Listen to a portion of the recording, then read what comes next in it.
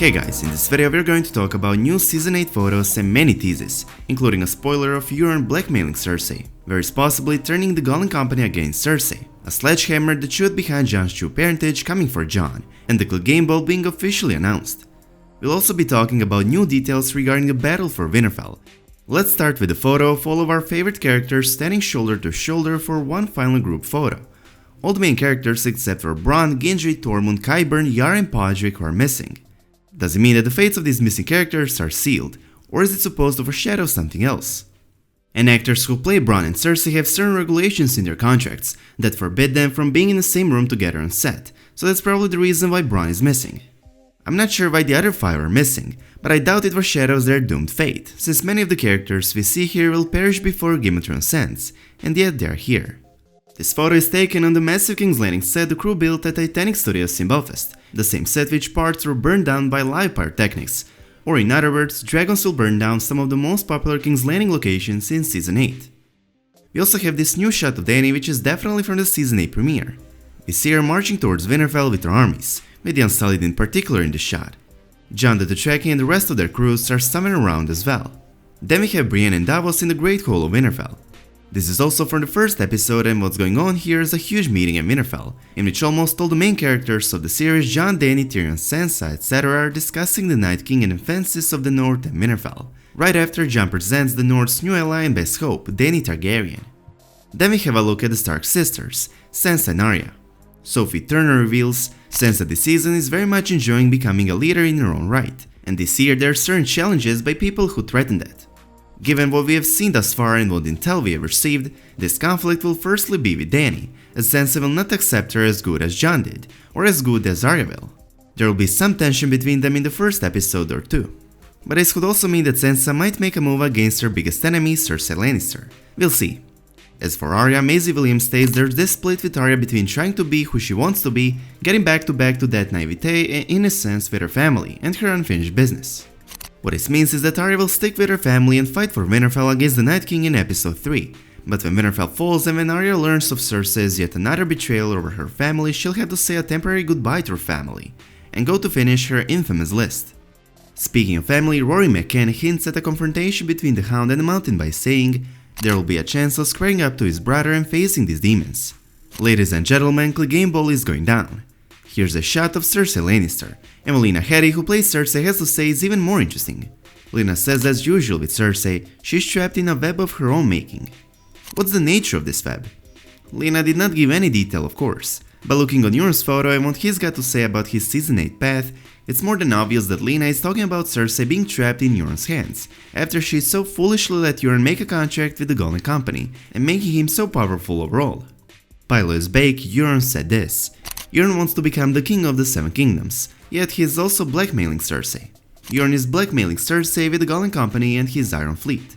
Cersei's got to marry Euron, or he will leave with his fleet and turn the Golden Company against her, as it might be Cersei who paid them, but it's Euron who made the deal with them and it's Euron whose name is on the contract. That's why Cersei is trapped in a web of her own making, and that's how Euron is blackmailing her. Moving to the next shot of Jon and Dany, the Westeros power couple with Jon's usual brooding face. And no wonder, as Kit Harington explains, the end of the world might be coming soon, but at least he's in love with somebody and knows who he is. And then comes a sledgehammer. His parentage reveal will be a huge blow to Jon and his relationship with Dany, and it's not surprising. It'll be interesting to see how Dany will react to it as well. As we all know, a sledgehammer to Jon will likely come from Bran or Sam, the only two people beside Haaland who know the secret about Jon Snow, and it will finally come out in the first episodes of the final season. An actor who plays Sam said this. Sam is really feeling the responsibility of this information, but he knows Jon would rather hear this from Sam than anybody else.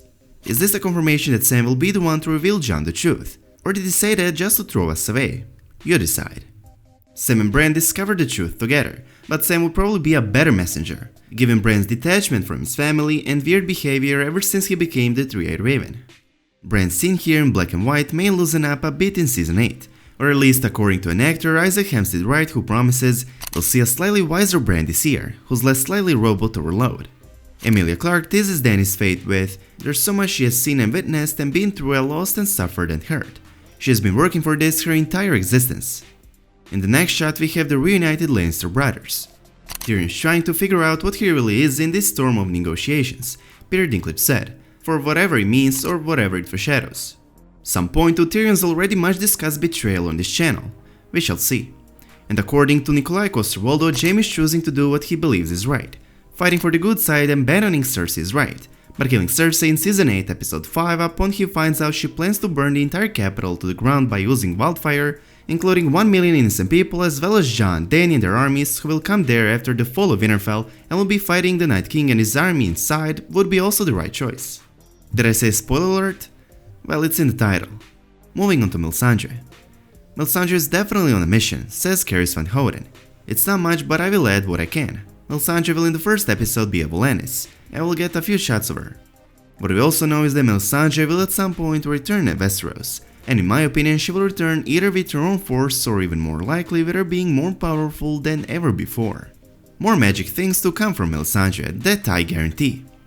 We also have shots of Missandei, Grey Worm, Theon Greyjoy, Gilly and Brienne with their little captions, but it's not giving away or hinting anything.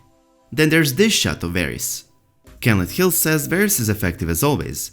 What this means and foreshadows is Varys turning the Golden Company against Cersei and Euron, persuading them to fight for the last Rhaegar's son Aegon Targaryen, since after all, black or red, a dragon is still a dragon.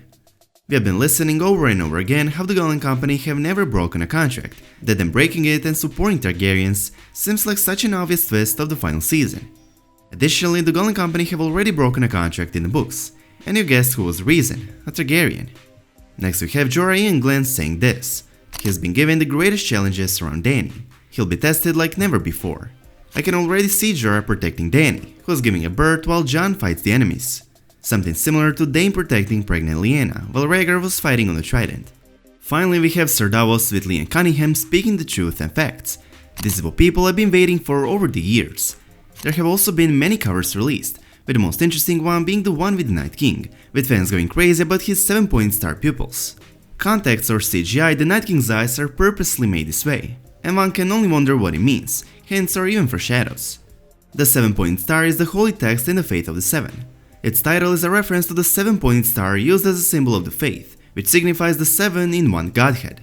Fans believe that the religion of the Seven Kingdoms might have been made by the Night King himself, to make people worship the faith of the Seven and not the old gods of the forest who are currently worshipped only by the North, because the old gods are the only thing that can stop him, hence why the Starks are the best chance to defeat the Night King. More clues supporting this theory come from the 7-point star itself. In that holy text it stated that spirits and wights cannot harm a pious man, so long as he is armored in his faith. As a devout priestess in the religion of R'hllor, the Lord of Light Melisandre said, it's filled with lies, and many fans believe it was filled by none other than the Night King. Interesting theory, but I don't quite like it, because I don't see much purpose in it. From official photos and posters with a bunch of teases, let's move on new details we got about the greatest battle sequence yet produced for television, the battle for Winterfell that takes place in episode 3. Before that huge battle there will be 2 episodes not as intense, but the fans will not be let down. Director David Nutter promises and continues with, there are a lot of firsts in these episodes. There's the funniest sequence I've ever shot on the show, the most emotional and compelling scene I've ever shot, and there's one scene where there's too many major characters together, it feels like you're watching a superhero movie. But of course then comes this great episode where we'll witness a battle sequence of unparalleled proportions, which required 11 weeks of night shoots with almost 1,000 people working on and in it. Third episode is described as an uneasy collection of allies against the Night King and his army. Everyone on set was paying attention to the details. There was one scene where Sam was wielding a sword against a bunch of wights. Hibbert told the producer that Sam looked badass. You hear what he just said, the producer announced to the room. That's the problem, Sam is not supposed to look like a badass. So Bradley adjusted his performance, so that Sam looked more awkward and confused as the wights came at him. If only the producers let Sam fight to the fullest, Winterfell would still stand. For Maisie Williams, Arya Stark, it was her first real experience with a proper Game of Thrones battle sequence, which is odd considering all the fighting her character has done over the years. Williams said, I skip the battle every year, which is bizarre since Arya's the one who's been training the most. This is my first taste of it, and I have been thrown in at the deep end.